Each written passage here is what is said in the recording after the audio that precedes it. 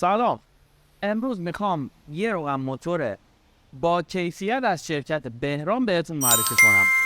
روغن موتور بهرام پیشتاز 10W40 با بسته‌بندی 3.5 لیتری. این محصول توسط کمپانی بهرام ارائه شده و برای خودروهای تیبا، ساینا، کویک، تراک‌های یورو 4 و ریو استفاده میشه. شما میتونید این محصول رو از طریق وبسایت یزدان اویل به راحتی سفارش بدید. در ادامه تو این ویدیو همراه من باشید تا کیفیت این روغن موتور رو با هم بیشتر بررسی کنید. روغن موتور بهرام پیشتاز 10W40 همون جوری که میبینید با بسته‌بندی 3.5 لیتری پلاستیکی ارائه شده و درب اون کاملا پلمب هست.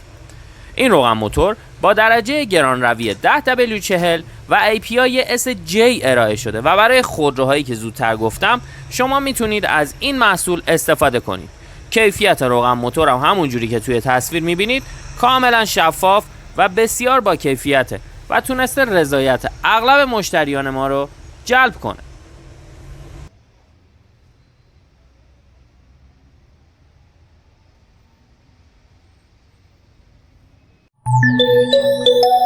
یزدان اویل، مرجع تخصصی روغن موتور و فیلتر.